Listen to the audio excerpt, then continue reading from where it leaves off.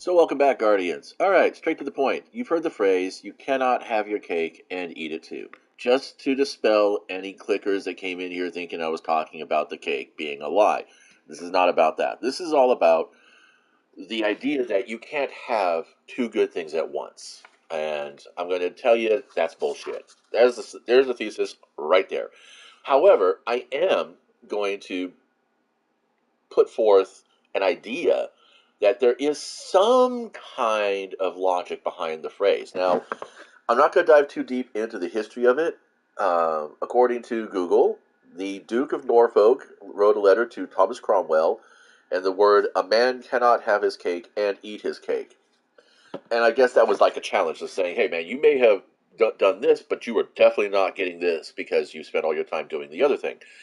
And that's where I'm talking about the whole concept behind it is bullshit that you cannot have cake and eat it as well. If we're going to think of a cake as a literal cake on your countertop or in your fridge, this is going to say, let's say you go to the grocery store, you have enough money, you bought all your essentials, you've covered the household, you have a little bit of extra money left over. Well, technically, it's not really extra money. You could save it aside for future grocery purchases or bathroom sundries or laundry care or anything else, but you decide that it's worth it to go ahead and buy a cake. And it's not a big cake, it's a small cake. It's a perishable cake. Okay? Let's just be honest with this. Cake is not meant to last. That's why I'm saying the phrase is bullshit. And the idea behind having your cake but not being able to eat it is bullshit. Because the cake is perishable. It's meant to be had the moment you buy it. But, things happen, schedules change, ideas, about what was a priority now have to become not just an idea, but an actual actionable event. And your cake sits on the counter for the day. And now you have a slightly dried out cake. So in that evening, you're like, I really shouldn't eat before I go to bed because that's not, dietarily or nutritionally healthy for me. Not to mention that I am very tired, and this cake has caffeine in it, but via chocolate, because I'm going to go for chocolate cake, because I like chocolate cake. So you're like, well, I got to get up early in the morning. I don't want to put, cake in my face before I go to bed, because then I have to brush my teeth again, because I don't want my teeth to rot out. Spoilers, my teeth are pretty much rotted out by now.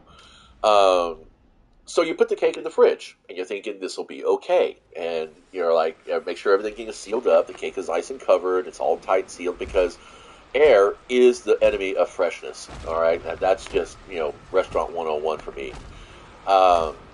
In the morning, you wake up and you're like, oh, time to have some breakfast. And you'll say your normal breakfast is a sensible breakfast. Maybe it's oatmeal or cream of wheat, or maybe it's a couple of eggs on toast. Something fast, something nutritious, something to give you a little bit of a boost in the morning. Sometimes I go for a few Ritz crackers on peanut butter.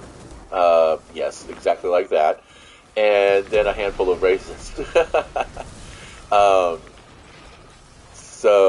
that being said, you think of the cake. You're like, oh, I have this cake. I could just have a slice of cake before I go to work.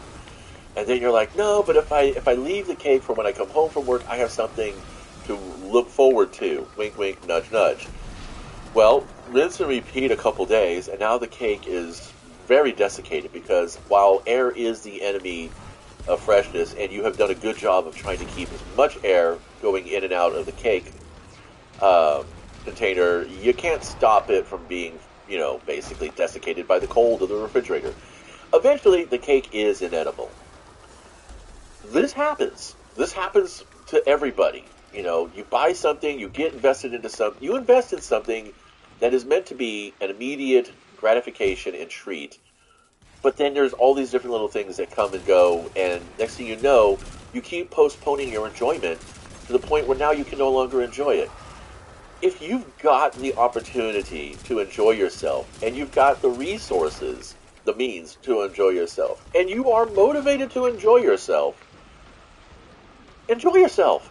Don't sit there and say, oh, I can take care of this tomorrow. Oh, I'll take care of this tomorrow. Oh, I'll take care of this tomorrow.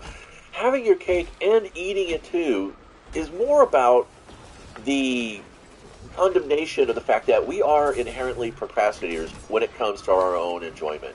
When it comes to doing something nice for ourselves. When it comes to saying that in spite of the fact that I have all these people, somebody's sparrow got in my way. in spite of having all these people who rely upon me and make me feel wanted and useful, they are essentially taking my joy away over time. You can't feel that, you can't allow yourself to accept that, but it is what happens. And so you have to be firm with the idea that, it's good to be nice, it's good to be forgiving, but don't be a pushover. Don't let somebody take away your opportunity for some instant gratification if it's not hurting anybody or disrupting the flow of the go. If it's not breaking any forward momentum, if it's not, taking away something else from somebody else that they can, more or less, if they don't, like, I'm not talking like, don't go do something completely selfish, okay? Don't like neglect the health and care of, a person whose charge you are responsible of or for. My grammar sucks today. I cannot grammar today. Forgive. Don't neglect the care and maintenance of those that are reliant upon that care and maintenance.